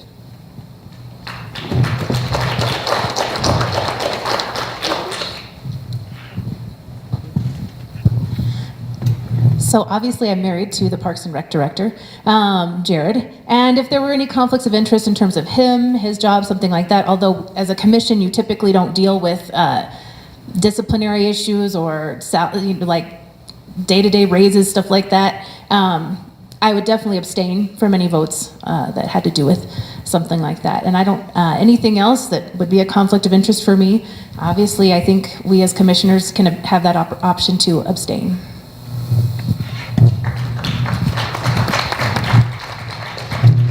The state of New Mexico puts out a book about conduct and conflict of interest, and it's a pretty good guide as to what you can and cannot do in your duties as a commissioner. I forgot what the other thing was I was going to say. But if you follow that guide, you can't go wrong. Now, as far as myself, I mean, I spend a lot of my winters in Arizona, and if I get elected, I would like to continue my winters in Arizona and just phone in. But I'm sure that I'm just kidding. That's not going to happen. No, I would have to give up my winters in Arizona and stay here pretty much full time all year round. The other thing is, the conflict of interest is, it's pretty cut and dry once you read that code of conduct book, and there's really no question after that. Another thing that could be a conflict of interest for me, I'm a trustee for Nissan Corporation, and I may have to give that position up, so if I get elected. So that shows the commitment that I have to the city of Raton, that I'm willing to give up those 80-degree days in the winter down there in Arizona, and also give up my position with Nissan Corporation just to sit here on the city commission here in Raton. So I'm committed to the city.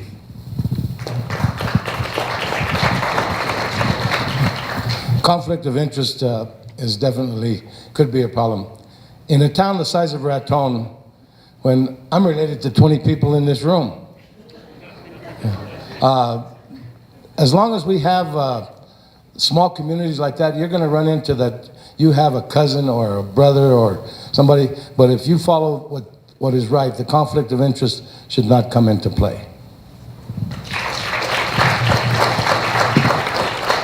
The next question is addressed to Bob. You have proposed advertising in Arizona and equipping our police force with whatever they need to fight crime. Funding is limited. How are you going to pay for this? Raising taxes? Taxes are the last thing that I want to raise.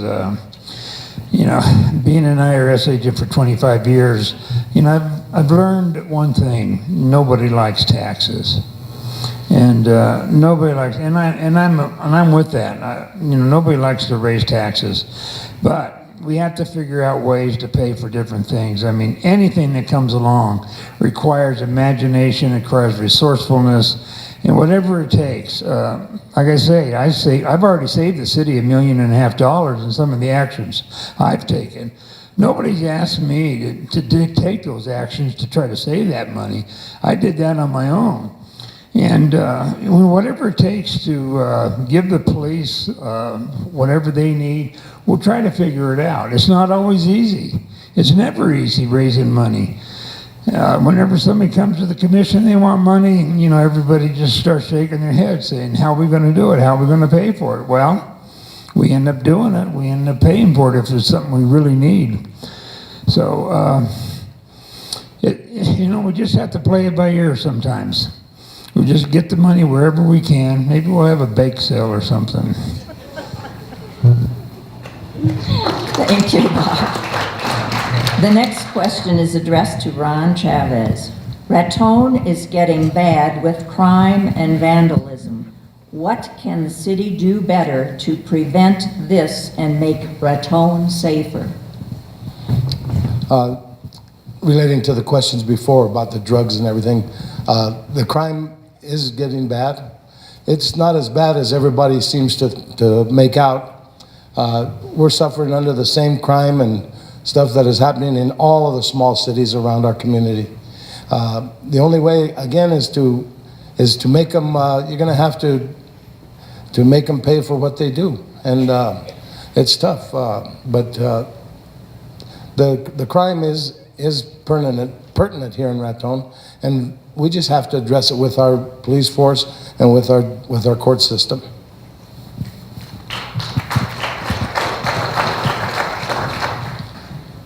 The next question is for all the candidates. I am a next generation Ratonian. What can I expect Raton to look like when I'm grown up? Bob, do you want to begin with that?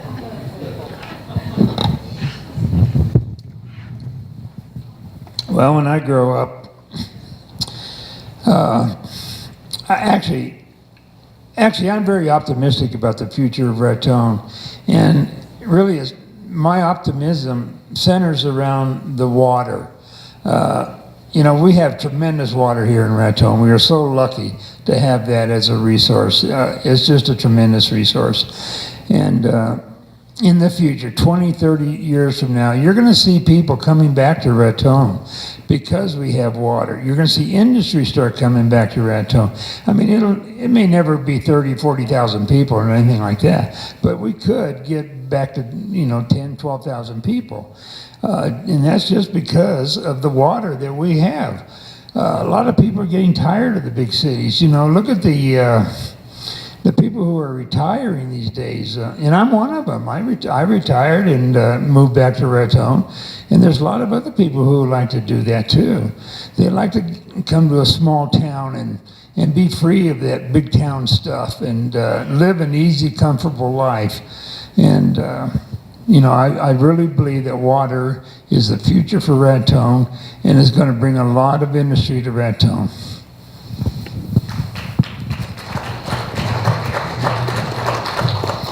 As far as the question is, what will Raton look like, especially for the younger generation? Here again, I'm really committed to giving our young people opportunity, helping them grow, helping mentor them. Bob was right in that some of the larger cities are pushing out people who love small town life. They're pushing out mom and pop businesses. I would love to see our local Ratonians learn to be business people. I recently had a conversation with Jeff Peterson over at the Center for Sustainability about the idea of creating a small business incubator here. There are many of us who have the skills to teach people how to create business plans, teach people how to hire people, how to attract people, how to run a business here in Raton, and I want to teach our young Ratonians to do that from the time they're very young, to have the idea that they could make a life for themselves, for their families here in Raton. That will completely change the face of Raton down the road. This will be their town. They're completely in control of that, and as they learn and grow and we make room for them, the face of Raton will be our young Ratonians, and I am anxious to see that.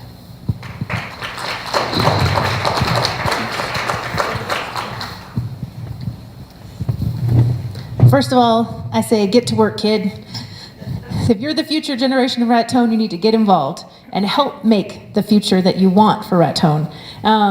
What I see and what I'd like to see is still a small town. I don't want us to be gigantic. To have community pride, to have people who work together, to have green spaces, and to grow things like our community kitchen, and to have a vibrant sustainability in terms of possible renewable energy in our town. I think that's very attractive to the younger generation. And I love this coworker space. We have this, we are now, I guess, becoming this outlet for Fat Pipe of Albuquerque, and so the Center for Sustainability, Sustainable Community is having these, it's a coworker space, solopreneurship. And I think that is the wave of the future, to be able to use technology wherever you are, traveling or wherever you may be, to be able to work. And I think as we develop Raton, technology and those remote jobs can be a huge impact, so that you can live here in this wonderful, vibrant little community, but also be in touch with the rest of the world and be able to raise a family and make the money you need to do that.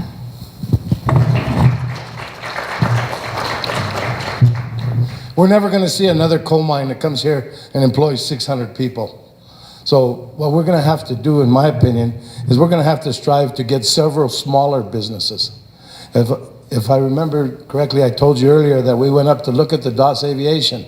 When we walked out on the airfield, the manager from DOS Aviation said, "See those 3 buildings? Those weren't here when we started. That one is in avionics, that one is a sheet metal, this one is electronics. Each one of them employs 30 people.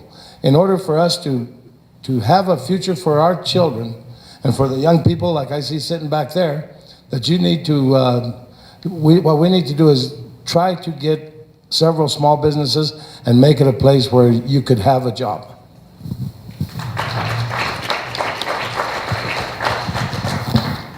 The next question is addressed to all the candidates.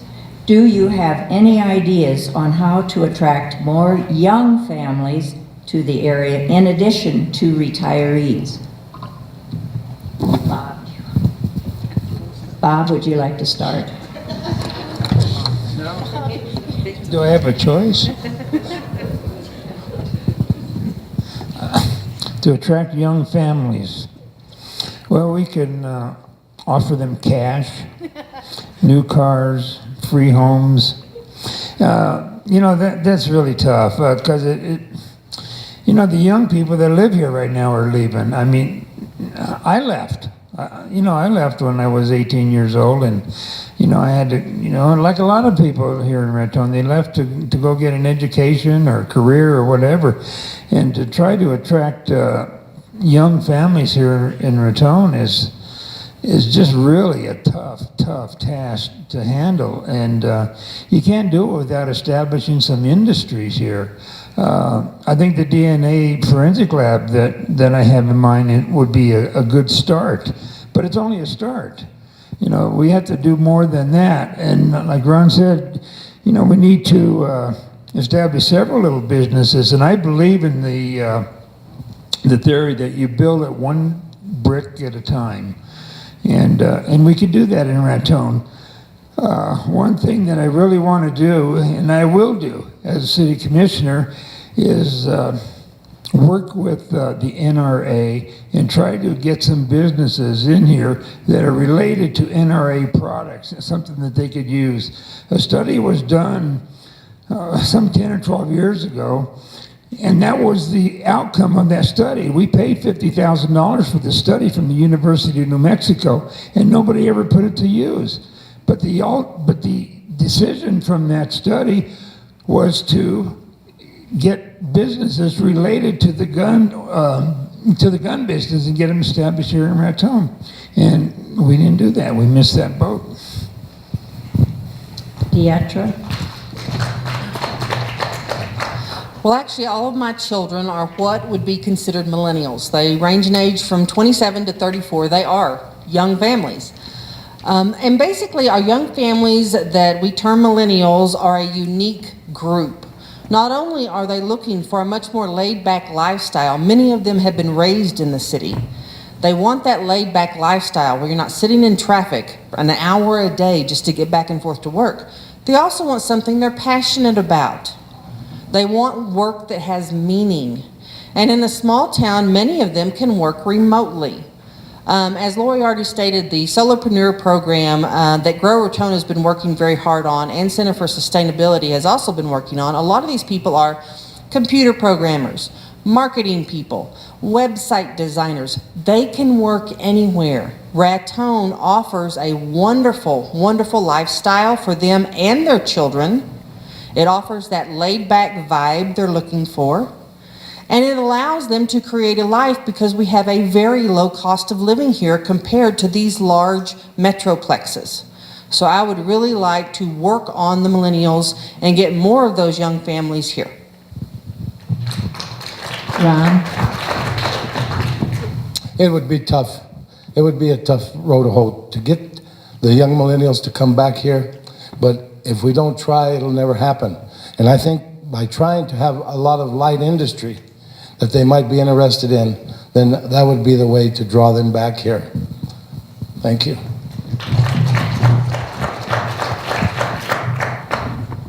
So I agree with Dee in terms of the jobs. The tech jobs are big, and we have a workforce that's being raised and educated, and they don't even know what the future is going to look like. Technology and everything changes so quickly.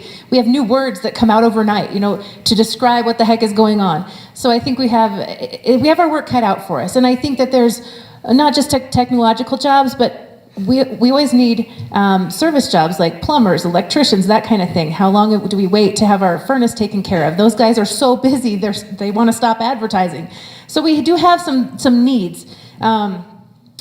For us, we lived for 1 year in Utah, and we had looked around there just curiosity and watched Jared's different siblings buy houses and whatnot. And let me tell you what, we could not have afforded a house there for anything. I mean, it was insane. And so I think Raton, some people will argue with me about this, but I do think we have affordable housing for families. And we also have a lot of brick and mortar structures, businesses that have that are available, and they're working on a list of those. Grow Raton and I think the center are working on that together to come up with that. We just need to make sure that those buildings and whatnot have the technology, but we have great recreation, outdoors, activities, the Schuler, the pace of life, all the things that brought us here.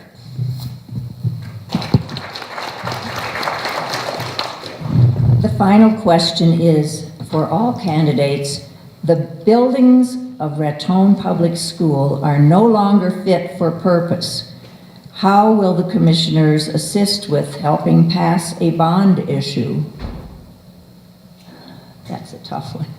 Bob, do you want to start with that? Do I have a choice? Now, I guess this is my lucky day. I drew the ace up here. There was ace 1, 2, 3, and 4, and the ace has to go first, so that was me. But I'm sorry, would you repeat that question? The buildings of Raton Public School are no longer fit for purpose. How will the commissioners assist with helping pass a bond issue? Now, are we talking about the schools that are currently being used? Are the schools that are closed? That's not clear on this. Okay, let's assume that the question is referring to the schools that are still open. I think we get grant money from the states to help maintain the schools that are still open, like the junior high and the high school. There's 3 schools that are still open. Columbia, or Longfellow rather, and the middle school and the high school. And as far as I know, I've never heard that they were not fit to be used. If they are unfit for use, that's news to me.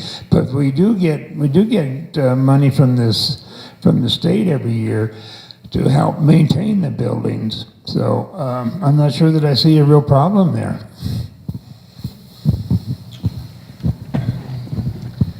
Actually, our school buildings, and many of you who have children are well aware, our school buildings have aged tremendously. The state allots us a certain amount per student, and a lot of the amount that's allotted for our students goes to ridiculous overhead to try and heat buildings that were built decades ago. And I really would like to see us pass a bond issue. Our children deserve better. The buildings they're currently housed in, it's very expensive to retrofit those for the technology our children must have to be part of a vital community.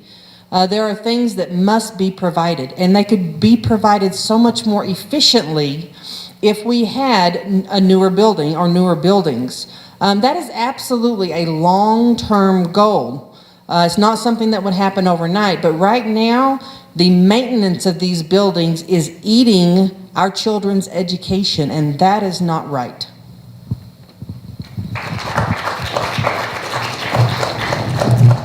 So how can we help with a school bond issue? I think we all agree that the schools that are functioning, the buildings have a lot of issues. We have closed, like Kearney, that is not really fit for any kind of use.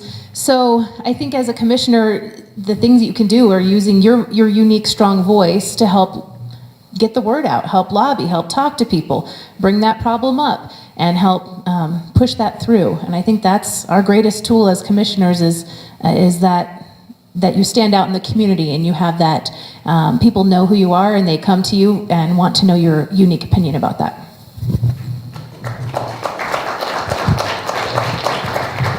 I'm not sure if they're talking about the 2 schools that have been abandoned. Those 2 schools are in the historical registry and nothing can be done to tear them down. And there are some people that have approached us that have looking at to use the schools that are closed.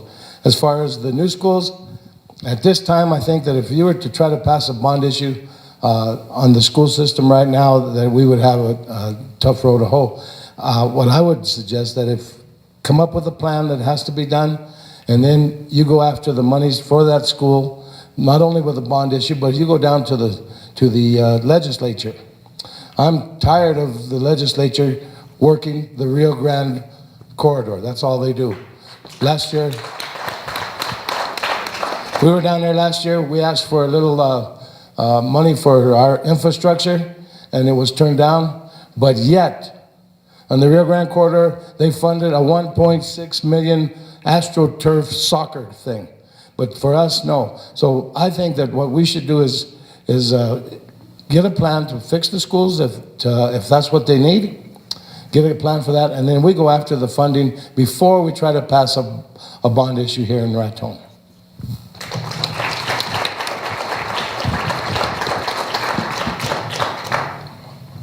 Now, each candidate will have a 2-minute closing statement, and we'll begin with Lori.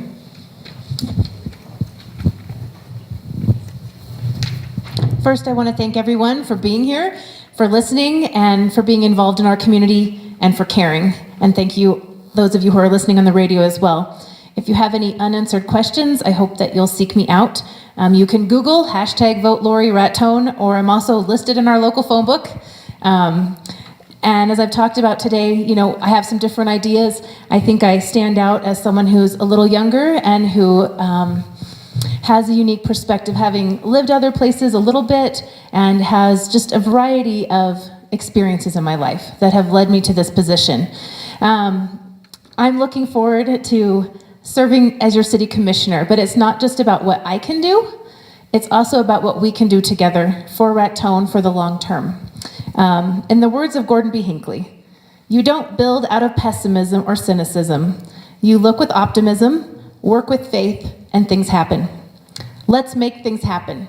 Let's re-energize Raton together, starting now. Thank you. Ron.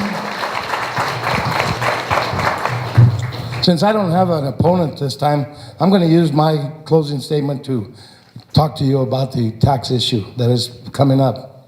The tax question, shall the city impose blah, blah, blah. That's when you walk in there, that's what you're going to say, blah, blah, blah, blah, blah. It comes down to basically two things. The bond issue needs to be passed for orders to fund this, vote for it, and the tax question the same way, vote for it. If you go in there and you look at this, it'll boggle your mind. Whereas the energy of the business as percent what can be on the other side of the confused Fortinson and examines the file. Well, that's what it's blah, blah, blah. Just know that those two items need to be passed. And I want everybody to understand that. Thank you. Deatra. If there is something that I would like each of you to take away from this conversation tonight, it's that I'm interested in your concerns. It doesn't matter how large or how small an issue is, we can't move forward until we learn to talk to each other and really listen. If elected, I will view each issue with objectivity and will make decisions based on fact. I will not shy away from the tough problems, and we have some tough problems, but I will seek good solutions that create a solid foundation for the future of Raton. I believe my direct experience working in government, both at the municipal level and the state level, has led me to this point where I can go to work for you, and I can put that experience to work for you for a really good future for all of us. This election will determine the direction that Raton is heading. And you have the opportunity to make that a positive direction with new viewpoints and new ideas that we so desperately need as a community. If Raton is going to become the place that we all want it to be, we have to fight for it. We have to be willing to shake up the status quo and sometimes ask those hard questions to improve our own lives. We have the power to save ourselves. And I believe that if we work together, we can do just that. Just as a reminder, my name on the ballot is Deatra Verdon-Burks, and I would appreciate your vote for City Commission. Thank you. Bob?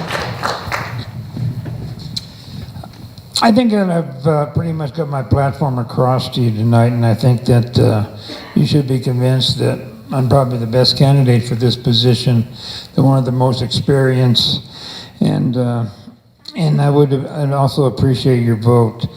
One thing I would like for you to do is not vote for me because of my gender. I think voting for somebody just because of their gender is an irresponsible vote. And I want to say that I made reference earlier to the runaway commission we had a few years back. Sandy Mance was a member of that commission. And I tell you, in no uncertain terms, Sandy went through a lot of turmoil, and she was treated very disrespectfully. And I would not wish that upon anybody. I think that Sandy withstood all of the anger that was directed her way, but she shrugged it off. She did a great job in her duties as a city commissioner and as mayor, and I voted for Sandy, and I voted for her regardless of what she went through, and she went through a lot of tough things. And I just want to say tonight, personally and publicly, I want to say thank you and congratulations to Sandy Mance for a job well done.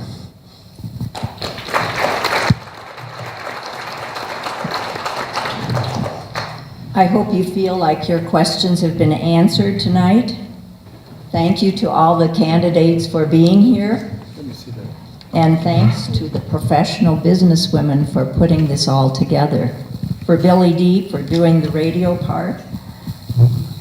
If I could make something, let's give a good hand to the ladies from the auxiliary.